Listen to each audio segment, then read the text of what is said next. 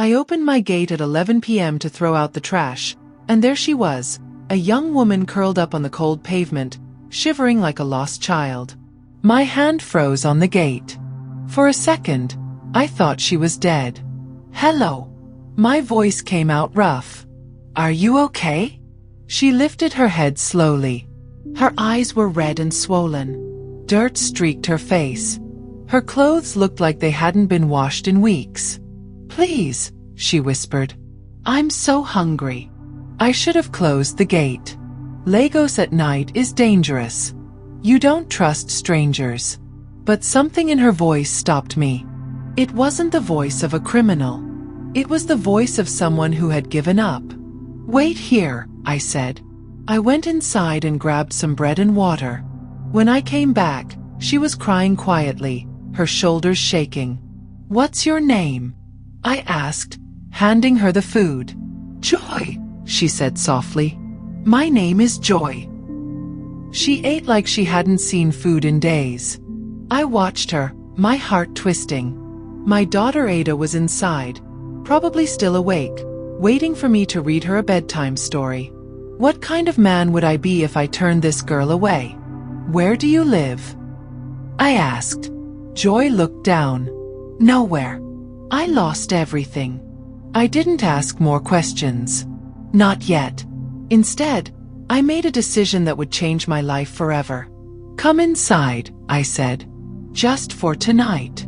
My name is David. I'm 32 years old. 3 months ago, my wife Stella walked out on me and our 5-year-old daughter Ada without a word. No note. No explanation. Just gone. One morning I woke up, and her side of the bed was empty. Her clothes were gone. Her perfume bottles, her shoes, everything. She took it all and left us like we were nothing. Ada cried for weeks. Every night she asked, "Daddy, when is Mommy coming back?" I didn't know what to tell her, so I lied. "Soon, baby. Soon." But Stella never came back. I tried to hold everything together. I worked as an accountant at a small firm in Ikeja. The pay was decent, but after Stella left, everything fell apart. I had to drop Ada at school, rush to work, pick her up, cook, clean, and somehow be both mother and father. I was drowning. My sister Maria helped when she could, but she had her own family. My mother lived far away in Enugu. I was alone.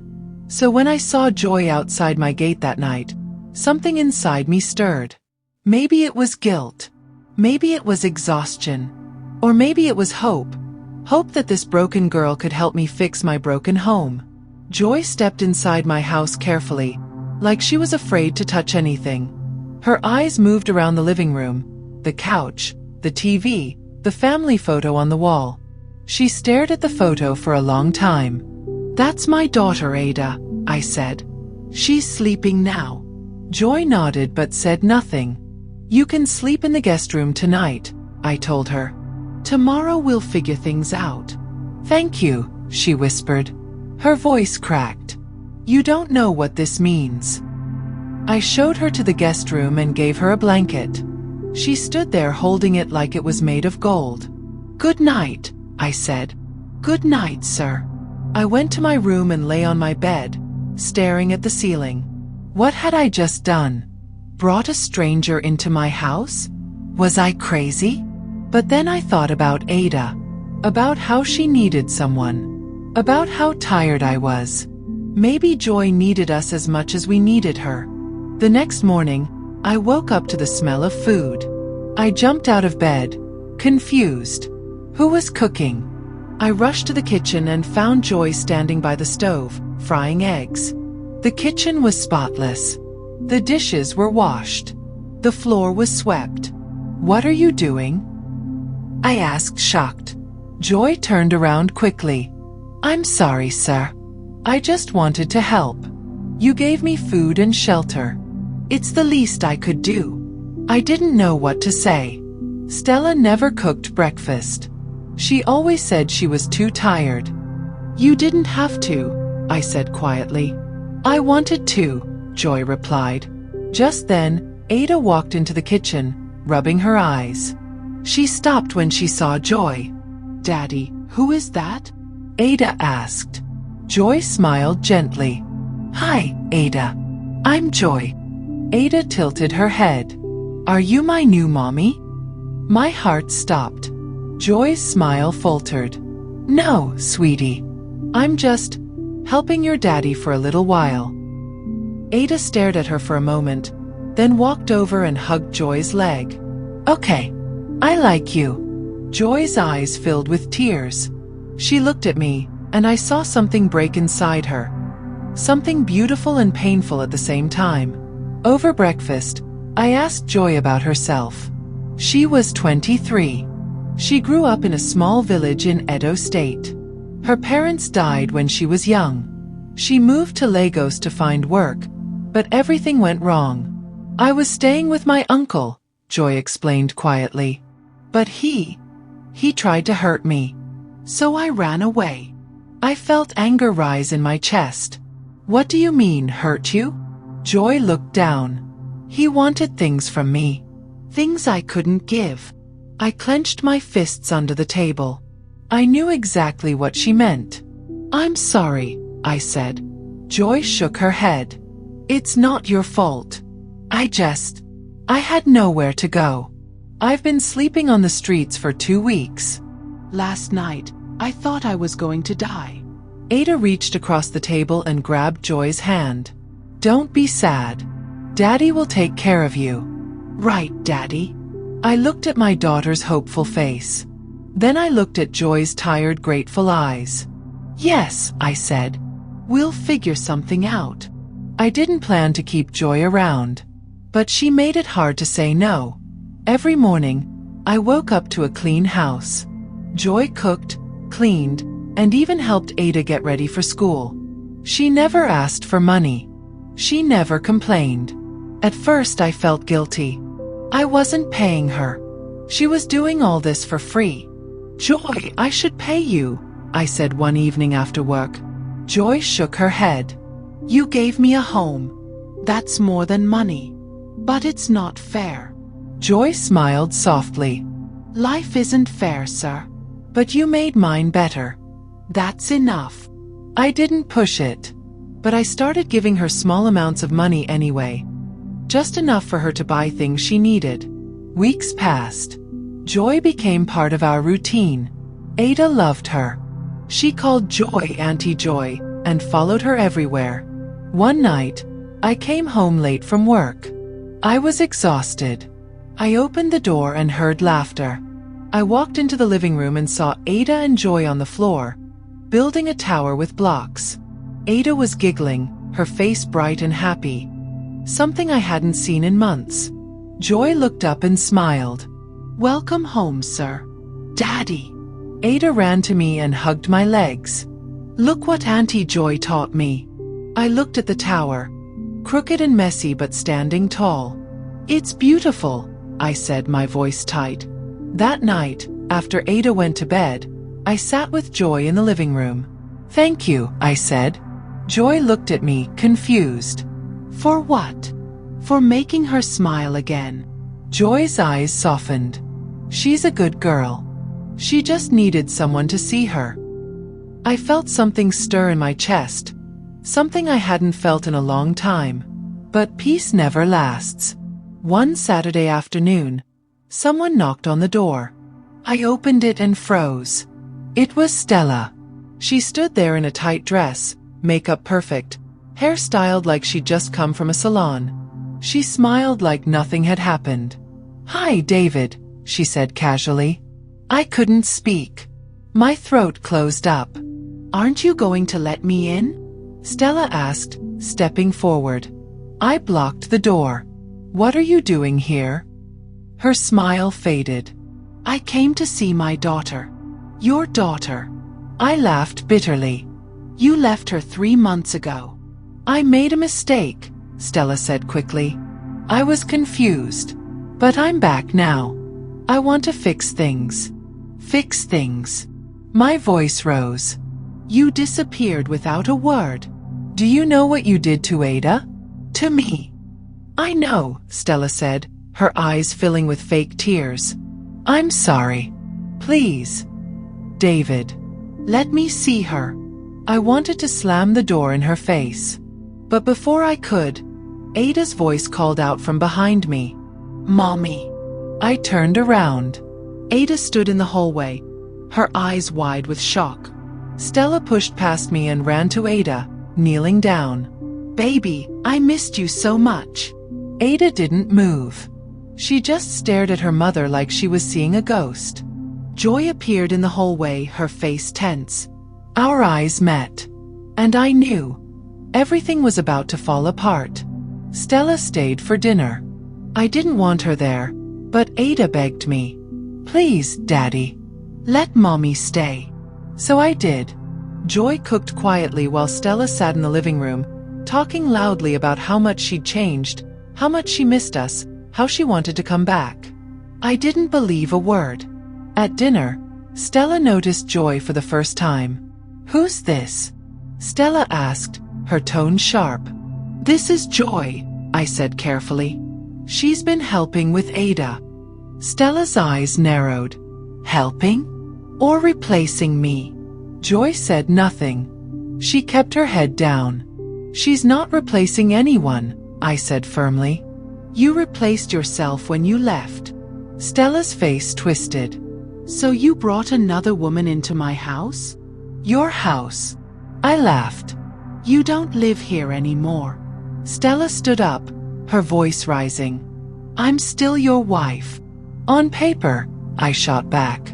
But not in any way that matters. Ada started crying. Stop fighting. Joy quickly stood up and took Ada's hand. Come, sweetie. Let's go read a story. Ada followed Joy down the hallway, sobbing softly. Stella watched them leave, her jaw tight.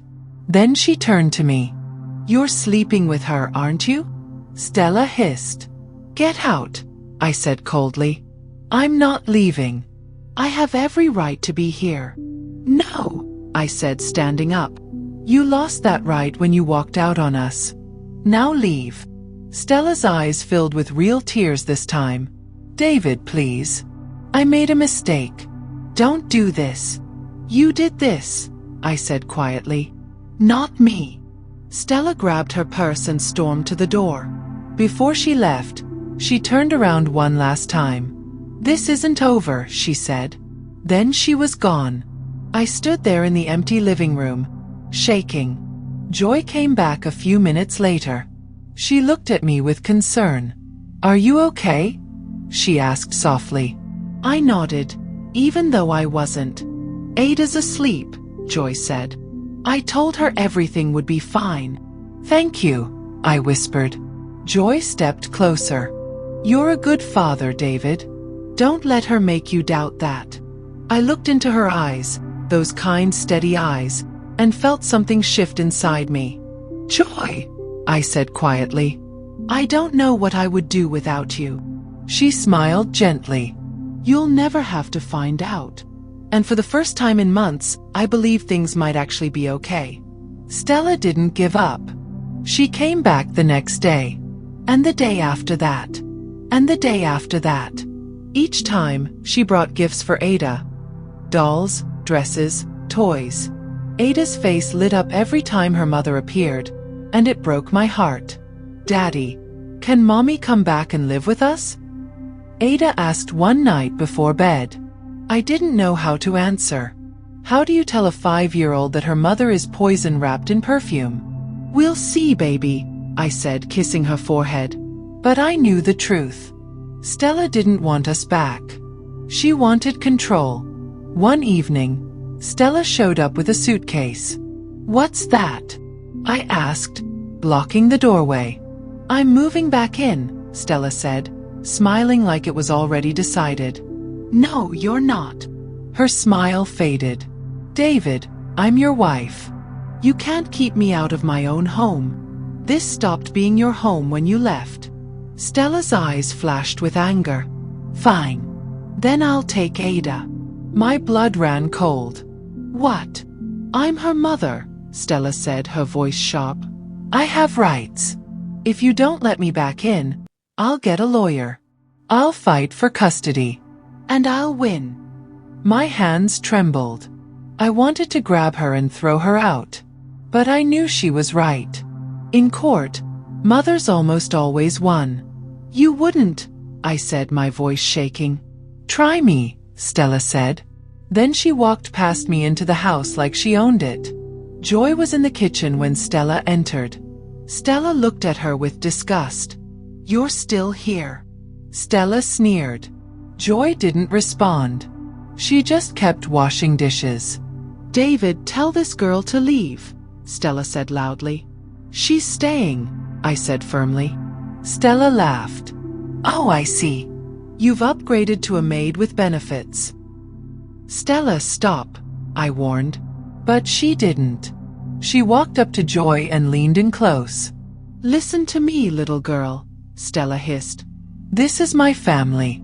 My husband. My daughter. You don't belong here. So pack your things and get out before I throw you out. Joy finally looked up. Her eyes were calm, but I saw the pain behind them. I'm not leaving, Joy said quietly. Stella's face twisted with rage. She raised her hand to slap Joy, but I caught her wrist mid-air. Don't, I said, my voice low and dangerous. Don't you dare touch her. Stella stared at me, shocked. You're defending her over me? You don't get to come back here and hurt people, I said. You lost that power. Stella yanked her hand away. Fine. Have your little maid. But don't come crying to me when she steals from you and disappears. She stormed out of the kitchen and went straight to Ada's room. Over the next few days, Stella made herself at home. She slept in the guest room and acted like nothing was wrong. She cooked breakfast, badly.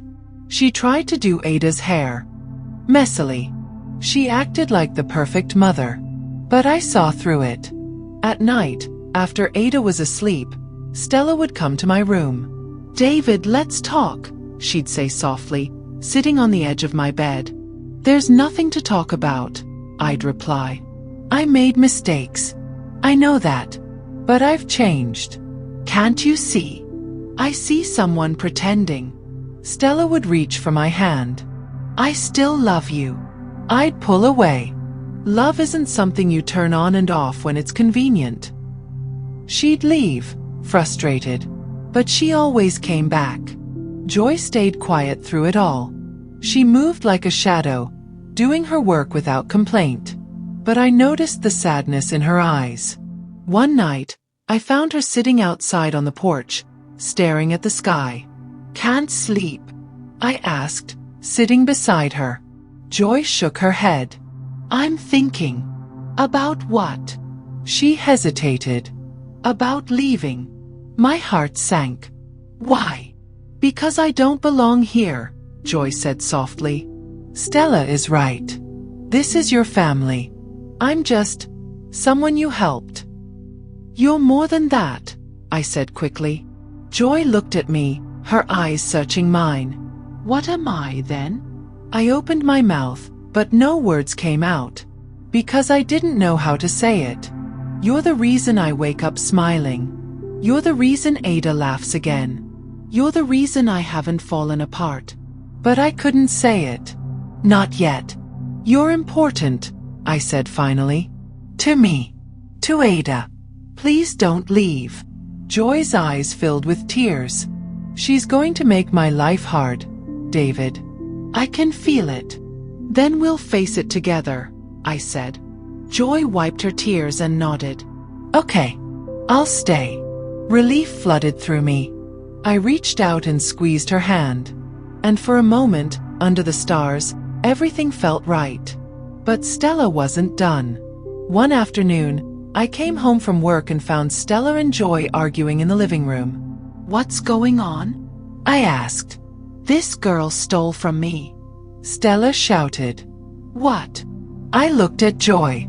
Her face was pale. I didn't steal anything, Joy said, her voice shaking. Liar.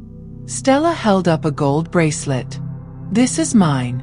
I found it in her room. That's not true, Joy said desperately.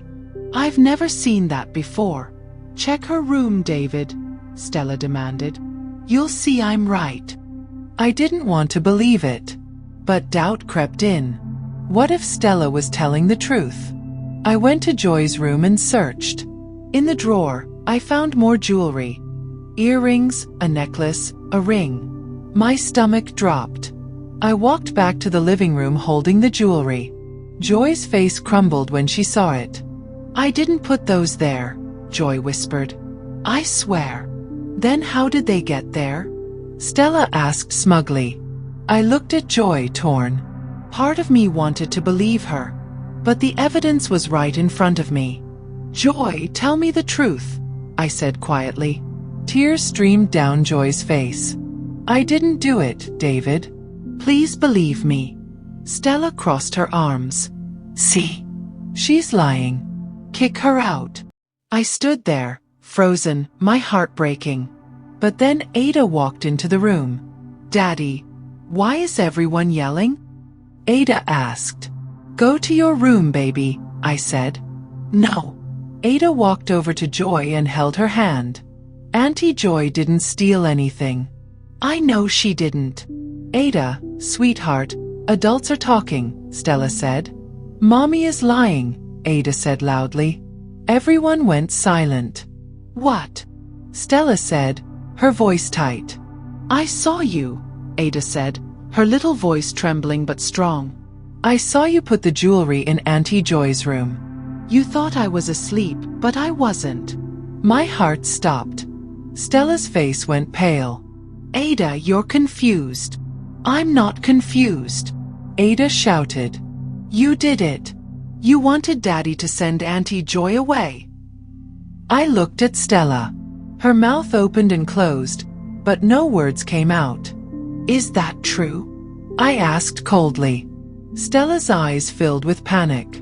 "David, Get out," I said quietly. "David, please. Get out." I roared. Stella flinched. She looked at Ada, then at me, then at Joy. "This isn't over," she whispered. Then she grabbed her purse and left. After she was gone, I collapsed onto the couch. Joy sat beside me, crying softly. Ada climbed onto my lap. "I'm sorry, Daddy," Ada whispered. "I didn't want to make you sad." "You didn't, baby," I said, hugging her tight. "You did the right thing." I looked at Joy. "I'm sorry I doubted you." Joy shook her head. "You didn't know." "But I should have," I said. "I should have trusted you." Joy smiled through her tears. "It's okay. I'm just glad it's over." But I knew it wasn't over. Not yet. 2 weeks later, I got a call from a lawyer. Stella was suing for custody of Ada. My world fell apart. "She can't do this," I told my lawyer, Mr. Ben, in his office. "She can," Mr. Ben said grimly. "And she has a case. She's the biological mother. Courts favor mothers. But she abandoned us. Can you prove it?" I hesitated. "No. She just left." "Then it's your word against hers. And she'll say she needed space, that she was going through something. The judge might sympathize." I felt like I was drowning. "What do I do?" I asked desperately. Mr. Ben leaned forward. "You fight. You show the judge that Ada is better off with you. You show them what kind of mother Stella really is." "How?" "Character witnesses. Evidence. And most importantly, stability. Show them you can provide a stable home." I thought about Joy. About how she transformed our lives. "I can do that," I said. The custody hearing was set for 3 weeks later. During that time, Joy became my rock. She helped me organize documents, gather evidence, and prepare my testimony. "We'll get through this," Joy said one night as we worked late. "What if we don't?" I said, my voice breaking. "What if I lose her?" Joy took my hand. "You won't. Because you're a good father. And Ada knows that." I looked into her eyes and felt something click into place. Joy, I said quietly. I don't know how to say this, but I need you to know something. What? She asked softly. I love you. Joy's eyes widened. David. I know it's complicated, I said quickly. I know this is a terrible time to say it. But I can't keep pretending. You're not just Ada's caretaker. You're not just someone I helped. You're the reason I can breathe again. You're the reason I have hope. Tears filled Joy's eyes. I love you too, she whispered. And then, in that quiet moment, we kissed. It wasn't dramatic. It wasn't perfect. But it was real. The day of the custody hearing arrived. Stella showed up dressed perfectly, playing the role of the grieving mother. I sat across from her with Mr. Ben, my heart pounding. The judge, a stern woman named Judge Amaka, listened to both sides. Stella's lawyer painted her as a mother who made a mistake but was now ready to care for her daughter. Stella cried on the stand, saying she'd been depressed and needed time to heal. But I'm better now, Stella said, dabbing her eyes. I just want my baby back. Then it was my turn. I told the judge everything. About how Stella left without warning. About how I'd held our home together. About Joy and how she'd become part of our family. My daughter deserves stability, I said. She deserves someone who won't leave when things get hard. Then Ada was called to the stand. She looked so small in the big courtroom. But when the judge asked her who she wanted to live with, Ada didn't hesitate. I want to stay with Daddy, Ada said clearly. And Auntie Joy. Stella's face crumpled. The judge looked thoughtful. Why, Ada? Because they take care of me, Ada said simply. Mommy left. Daddy stayed. And Auntie Joy makes me happy. The judge nodded slowly. Thank you, Ada. After a long pause, Judge Amaka delivered her ruling. After reviewing the evidence and hearing testimony, she said, I'm granting full custody to David. Stella may have supervised visitation once a month. I almost collapsed with relief. Stella burst into tears. This isn't fair. But the judge's decision was final. Outside the courthouse, I hugged Ada tight while Joy stood beside us, smiling. We did it, Daddy, Ada whispered. Yes, baby. We did. Stella walked past us, her lawyer trailing behind. She paused and looked at me. I hope she's worth it, Stella said bitterly. I looked at Joy. She is. Stella walked away, and I never saw her again. 6 months later, Joy and I stood in front of a small crowd of friends and family. I now pronounce you husband and wife, the pastor said. Joy and I kissed while Ada clapped excitedly. Yay! Auntie Joy is my mommy now. Everyone laughed. After the ceremony, I pulled Joy aside. Thank you, I said softly. For what? Joy asked, smiling. For showing up at my gate that night, I said. For staying. For loving us. Joy's eyes filled with tears. You saved me, David. No, I said, kissing her forehead. You saved me. That night, as we lay in bed, Joy whispered, Do you ever think about how different things could have been? Every day, I said. If I hadn't opened that gate. But you did, Joy said, smiling. And look at us now. I pulled her close. I'd opened that gate 1,000 times. Ada burst into the room, giggling. Can I sleep with you guys? Joy laughed. Come here, sweetie. Ada climbed into bed between us, and we lay there together. A family built not from blood, but from love, choice, and second chances. And as I looked at the two people I loved most, I realized something. Sometimes the best things in life come from the hardest moments. Sometimes redemption looks like a stranger at your gate. And sometimes, love doesn't announce itself. It just quietly walks in, changes everything, and stays. The end.